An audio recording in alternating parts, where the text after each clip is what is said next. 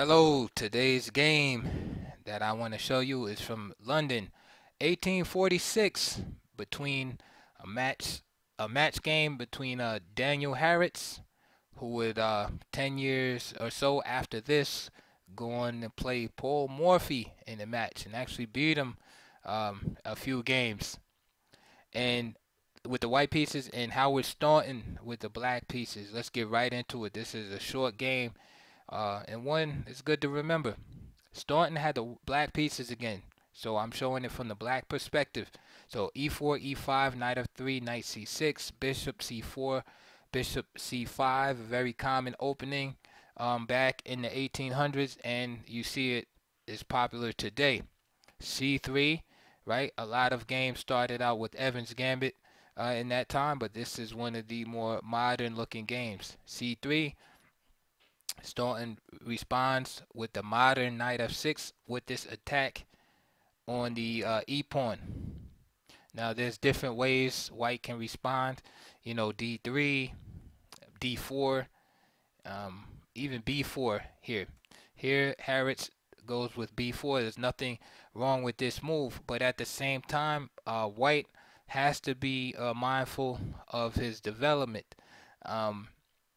Notice how these three pawns, right, are blocking in the knight, the bishop, and as a consequence, the rook. So his queenside development is suffering in exchange for him gaining some space on the queen side.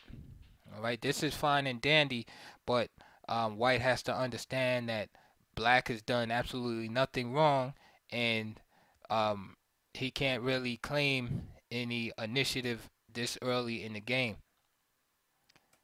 So bishop b6, and nowadays you would see d3, you know, where you have pretty much an even game, and white would play moves like a5, a4, black would respond a5, and you have this positional game. Back in 1846, however, in this game, Harrwitz decided to play b5 here, and basically knock the knight away from the defense of the e-pawn, right? Which is a pretty naive idea, thinking that being behind in development as white is early in the game, that he could just win this pawn like that. So for example, after knight e7, knight takes e5 is possible with this attack on f7. But even with an inferior move like knight to e7, after castles, let's say d3, right, fortifying the e-pawn, this move is still good for black because of his leading development. Black did not play knight e7, which of course is inferior here. What Staunton played is knight a5, simply attacking this piece. Staunton tried to preserve the pawn on e4 by playing bishop d3, and still have the threat of playing knight takes Harrwitz played bishop d3 and still tried to preserve the threat of knight takes e5. And we can see that white's position is already inferior due to the reasons noted earlier with the lack of development on the queen side. And bishop d3 just exacerbates that situation and makes it even more difficult to bring the pieces out. d5 by Staunton, just simply playing the break in the center to destroy white's pawn there on e4, and of course liberate his remaining pieces. Now queen e2 was played, trying to strong point this position.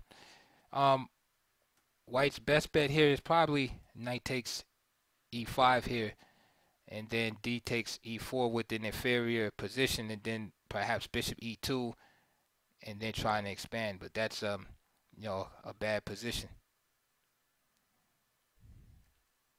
Another option is e takes d5, but that loses to e4, and say queen e2, trying to make use of the pin here and stop this fork, then black just simply plays queen takes d5 with decisive continuation, or just simply castles, both winning for black.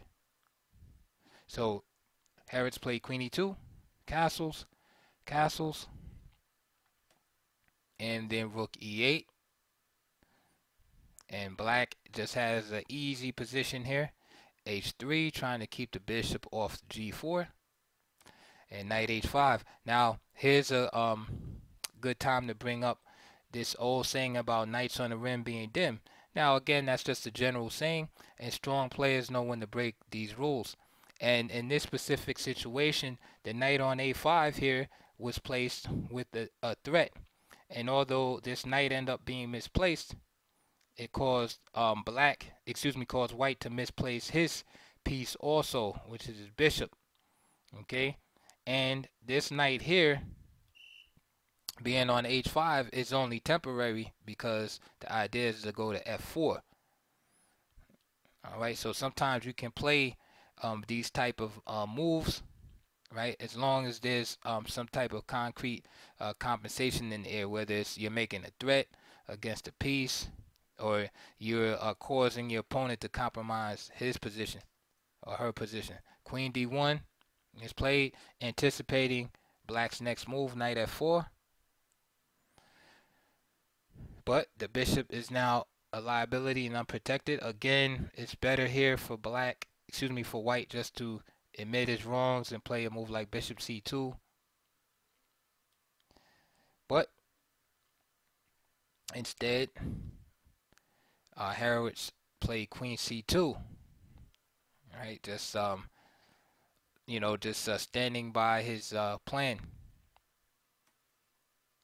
Staunton played f5, and of course the pawn cannot be captured because of the same idea we talked about earlier with e4. So f5, and knight takes e5 was played. Rook takes e5. E takes f5.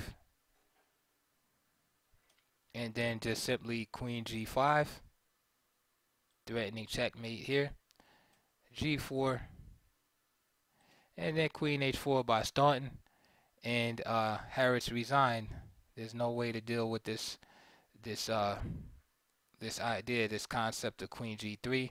Notice this bishop is very strong on the diagonal.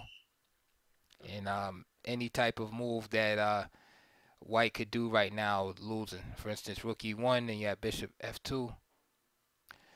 Bishop e4. Again, it's met by just simply queen g3. So that was just a quick, quick demonstration of opening play gone wrong. And, an example of white just being a little bit too ambitious in the opening and attacking on the flanks, and then being soundly refuted by a central counterattack here.